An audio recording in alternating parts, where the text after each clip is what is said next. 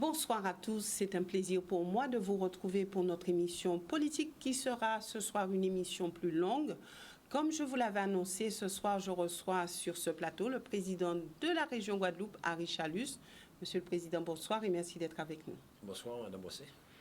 Bonsoir à la Guadeloupe. Depuis quelque temps, on va dire que vous êtes sur les charbons ardents, l'eau, le Covid, les déchets, le soutien aux entreprises, on va dire aussi le SIAG, différentes sollicitations sociales.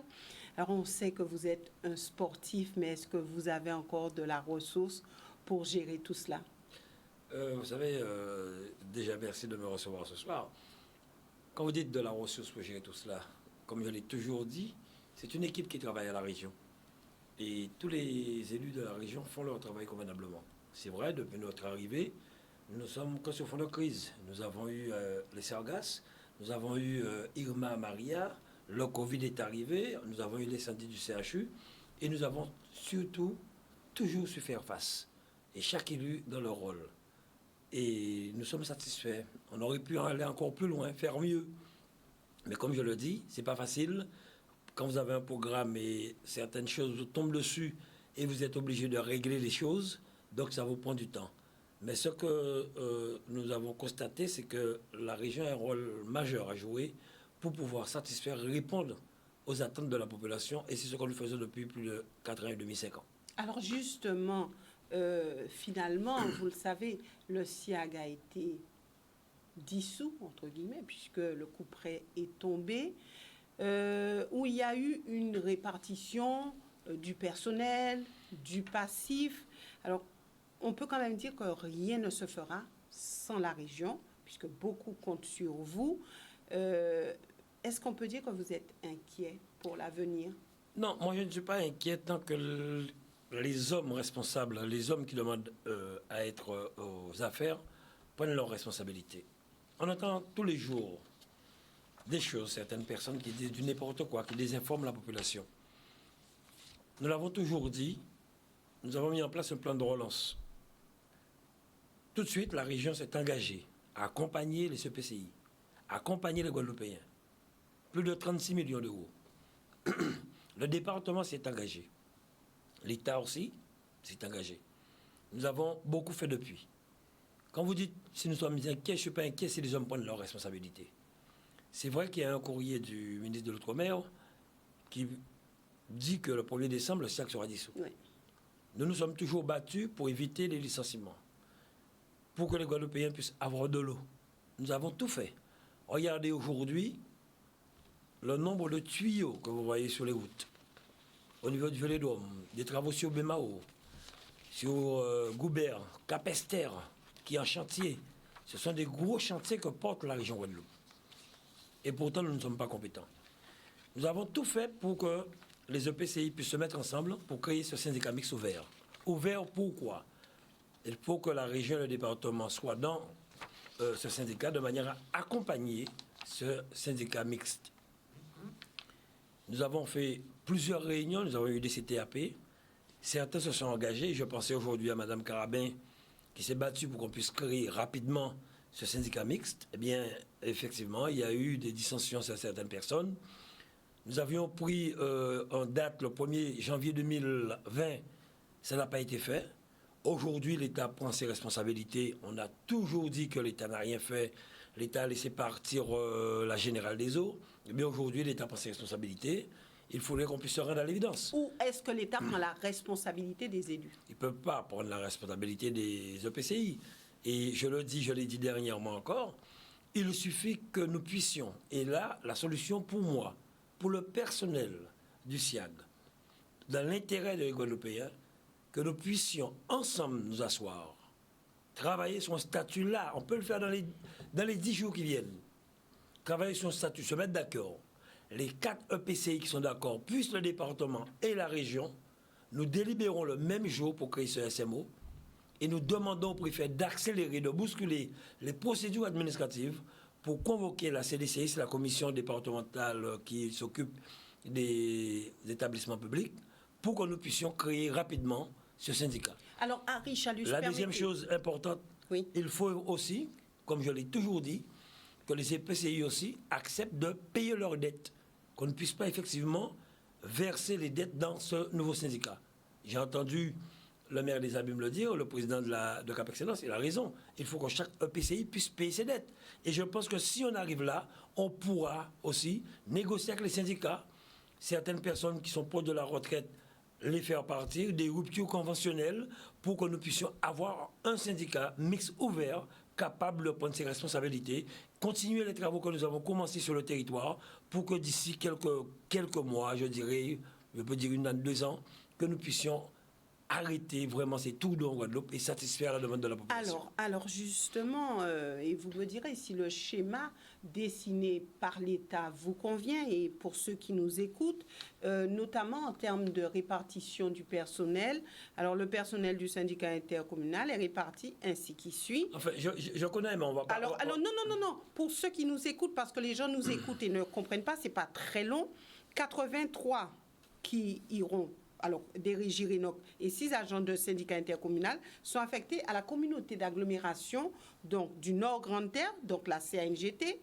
98 agents seront affectés à la communauté d'agglomération de la Riviera du Levant et 46 pour la CANBT. Alors, quand on voit cette répartition, qu'est-ce que ça vous inspire ? Enfin, ça n'inspire pas grand-chose. Vous savez, ce sont des personnes qui sont effectivement dans ces communautés, qui étaient au SIAG. Les présidents de communautés ont une seule inquiétude, c'est que si ces personnes sont transférées dans leur communauté, comment les payer? Si l'État garantit le salaire de ces personnes en attendant la création du syndicat, je pense que les présidents ne seront pas contre. Ce qui est important, il faut garantir le salaire de ces personnes. Nous avions tenu une réunion au niveau du Vélodrome il n'y a pas trop longtemps, de manière à garantir 12 millions de salaires jusqu'au mois de décembre. Il faudrait que ces 12 millions soient répartis en fonction des communautés pour payer ces salaires et que nous puissions, comme je le répète encore, les 4 communautés d'agglo, départements et régions, que nous puissions nous mettre d'accord pour créer rapidement ensemble ce syndicat mixte ouvert. Si nous le faisons, on montrera à l'État que nous puissions nous prenons nos responsabilités. On a la possibilité, il faut la volonté des hommes pour le faire.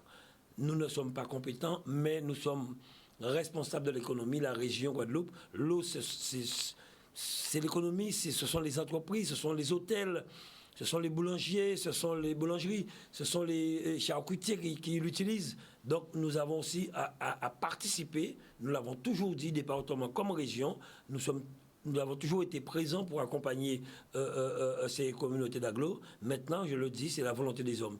Si nous 3 communautés sont impactées seulement.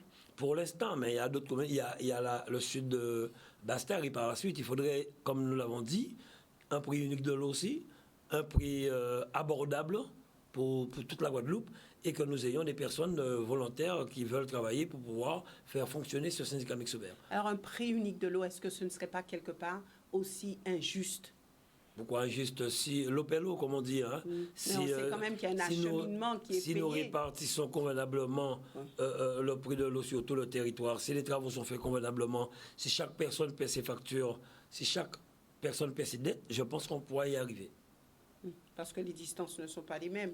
Donc, il faut la volonté, comme je le dis, tout c'est une question de volonté des hommes. Voilà. Beaucoup ont fait de la politique avec l'eau. J'entends certaines personnes dire n'importe quoi sur les réseaux sociaux. Je ne les écoute même pas, car je dis quand même qu'il y a des hommes qui se sont battus en Guadeloupe depuis tantôt pour beaucoup de dossiers de la Guadeloupe. Ces personnes-là ont le droit peut-être de parler, mais quand j'entends certaines personnes dire du n'importe quoi, je dis que c'est malheureux. Et certaines personnes qui, grâce aux réseaux sociaux, aujourd'hui existent, qui n'existaient pas avant. Mais comme je le dis, pour moi, c'est une question de volonté des hommes. Si on a cette volonté, rapidement, on peut y aller pour rassurer, je le dis, surtout le personnel du SIAG, avec un travail fait avec les syndicats, on peut y arriver. Alors, est-ce que vous n'avez pas quand même le sentiment, vous dites souvent j'ai un franc-parler, n'avez-vous pas quand même le sentiment de certains gâchis en termes d'énergie, en termes de temps, en termes de moyens financiers? Alors aujourd'hui, avec le recul, quand on se retrouve dans cette situation, est-ce que vous n'êtes pas quelque part un petit peu déçu, un petit peu triste? On est triste parce que on a cette pénurie en Guadeloupe, parce que certains n'ont pas pris leurs responsabilités quand il le fallait. Aujourd'hui, on met tout sous le dos de la région. Tout ça qui fait, comment dire, que tout ça est fait en lame, c'est ricain. Mais nous avons toujours fait face, nous avons toujours répondu. Ce qui est important et triste aujourd'hui, c'est que nous avons cette crise sanitaire, le Covid qui est arrivé en même temps, où il y a un problème d'eau, surtout des familles. On dit aux gens de se laver les mains, de prendre des précautions. On demande effectivement aux enfants de se laver les mains dans les écoles. Quand il n'y a pas d'eau, c'est triste et c'est grave.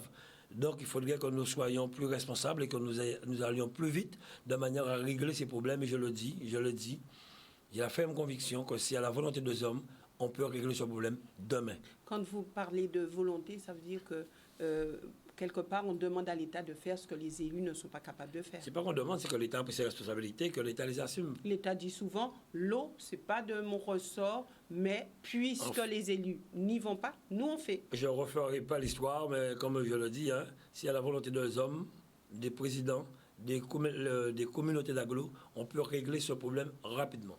C'est une question de volonté des hommes. Alors je pense que vous avez justement déjà réfléchi en termes de solutions. Que préconisez-vous, et je vais dire, pour l'après-SIAG? Non, mais moi je l'ai dit, c'est la création de ces syndicats mixtes ouverts et que les hommes soient en poste, que les hommes fassent convenablement leur travail. Nous sommes là pour pouvoir les accompagner, nous le ferons. Et comme nous avons dit, nous prendrons peut-être le temps qu'il faut parce qu'on parle de l'eau, mais il y a l'assainissement aussi. Il faut régler le problème de l'assainissement. Vous avez dans les égouts qui coulent dans les rouilles, il faut régler tous ces problèmes, remettre en état des stations d'épuration. Donc c'est un gros chantier que nous avons pendant quelques années et il faut le faire dans l'intérêt de la population guadeloupéenne. Voilà. Ouais. Et vous avez la certitude que ce ne sera pas un fiasco? Non, moi je pense que si on fait le travail pour lequel nous sommes élus, on pourra y arriver. Ouais, vous avez l'intime conviction. Voilà. Henri Chalus, donc le Covid, alors c'est vrai qu'on en a beaucoup parlé. Alors un Covid qui a malmené, on va dire, le monde entier et qui, bien sûr, nous a malmenés. Alors sur le plan social, sur le plan aussi économique. Et on va se dire que face à cette situation, on a l'impression quand même qu'il y a un certain désarroi. Alors est-ce que vous dites, je fais face, j'ai fait face, et en termes de solutions économiques, je suis prêt? Enfin, je pense que toute la Guadeloupe a vu comment la région s'est investie pour pouvoir accompagner les Guadeloupéens. Déjà, comme je l'ai répété à plusieurs reprises, la santé des Guadeloupéens, c'est la chose la primordiale pour nous. Nous avons pris nos responsabilités en commandant un nombre incalculable de masques que nous avons distribués aux 32 communes de la Guadeloupe, plus de 5000 masques à chaque commune, au personnel soignant. Quand je dis soignant, nous avons aux ambulanciers, aux pompes funèbres, au CCAS aussi. Hein. Deuxième tournée, nous avons donné 2000 masques à 25 communes pour leur CCAS, pour les personnes fragiles, les personnes qui en ont besoin. Nous avons accompagné l'entreprise Chlorex à la fabrication de gel, de solutions alcooliques pour toute la Guadeloupe à un prix vraiment très bas. Et je vois actuellement dans les pharmacies partout, ces solutions sont vendues et sont distribuées. Nous avons accompagné l'entreprise Respire, je crois, pour la fabrication de masques FFP1, FFP2, des masques chirurgicaux à un prix très bas aussi, pour que nous soyons plus dépendants de l'extérieur. La Martinique, la Guyane, la Réunion, la Caraïbe pourra par la suite, s'il le faut, s'équiper en masque en passant par la Guadeloupe.